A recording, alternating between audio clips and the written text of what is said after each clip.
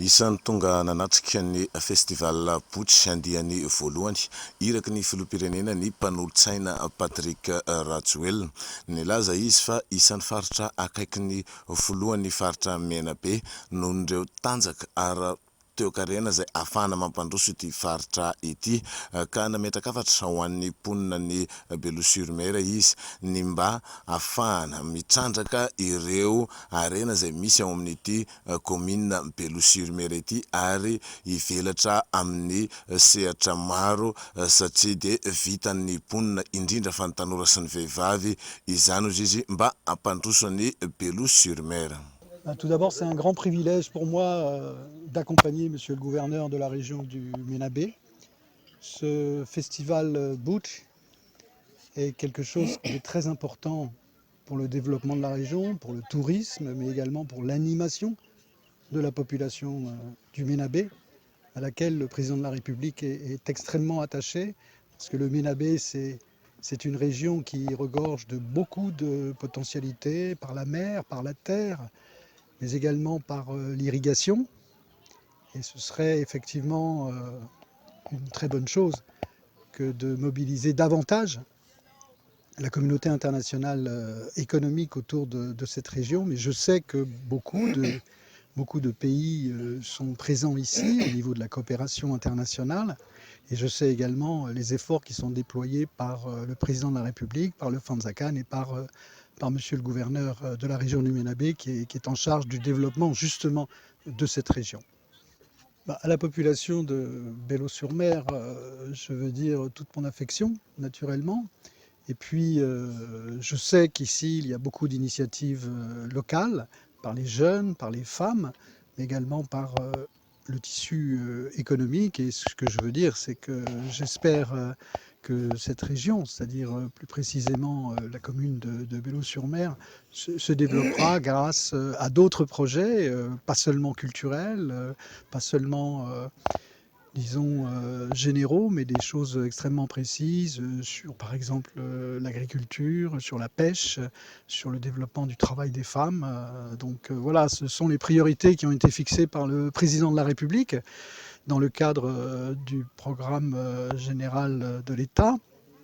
Et c'est quelque chose que chacun doit savoir défendre ici à Beloa-sur-Mer, dans le Ménabé et plus généralement à Madagascar. Tonga nanatrika sy nanome voninahitra ny festival Botsy andiany voalohany ny governoran'ny faritra Menabe izay notrony ny mpanolontsain'ny filoham-pirenena Patrick Rajoelina. Nandritra izany no nilazany fa isan'ny fototra iray hoentina hampandroso ny faritra Menabe ny lafin'ny fizahantany ka nisaotra sy nankasitraka ny mpikarakara izao festival izao izy satria hery lehibe ho an'ny fampandrosoana ny fizahantany ato Menabe ny fisian'ny festival toy izao satria ahafahana mampafantatra ireo tolotra ara-pizahantany ary ahafahana ihany koa manetsika indray ny fomba sy ny kolotsaina izay mampiavaka ny faritra ka izany indrindra no isaoran'ny mpikarakara. Isan'ny mampiavaka nyity faritra ny Beloa-sur-Mer ity dia ny resaka botry ary nampalaza nyity toerana ity. Itsika dia ao anatin'ny miezaka mafy amin'ny fampandrosoana ny faritra Menabe ary ny lafin'ny fizahantany no isan'ny fototra anankiray mampandroso ny faritra Menabe amin'izay mahafatra hivezivezeny ny mpizahantany ny faritra Menabe izay. Ity ny Beloa-sur-Mer ity dia tena faritra tian'ny mpizahantany ary be dia be no mandeha mankaty. Ao anatin'ny politika fampandrosoana ny faritra ny fanabeazana ivony resaka fizahantany zany. Dia ny festival ohatran'izao dia anankiroa no tena hoe zavatra kendrena. Voalohany dia ny hoe ampahafantarana ny olona ny tena fomba sy ny mampalaza ny toerana anankiray ary ny zavatra mahafinaritra azo jerenao. Ny faharoa dia hoe hisintomana ihany koa ny mpizahantany mba hijery sy hizaha an'izany zava-misy amin'ny toerana anankiray izany. Rahantsika mahafantatra fa ny fahatongavan'ny mpizahantany dia mitondra an'ireo vola devizy avy any ivelany zany dia efa anjara entiny amin'ny fampandrosoana ny faritra izany.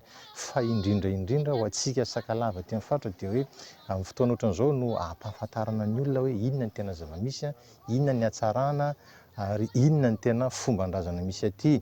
Araky ny voalaza teo ny botry dia nanana toerana hafa kely mihitsy taty amin'ny Sakalava, ary teto amin'ny toerana atao hoe Beloha-sur-Mer ity no tena atao hoe toerana ny fanamboarana botry hatramin'ny fahagolan-tany, ary dia mbola tohizan'ny mponina aty amin'ny faritra Beloha-sur-Mer izay fanamboarana botry izay. Dia amin'izao efatr'andro entina hankalazana an'izay festival de boutre zay no ampahafantarany olona fa dia toerana mahafinaritra ny Beloha-sur-Mer, dia aty ihany koa no misy an'io alan'ny Kirindimité izay ala mitahiry zavaboary maro samihafa.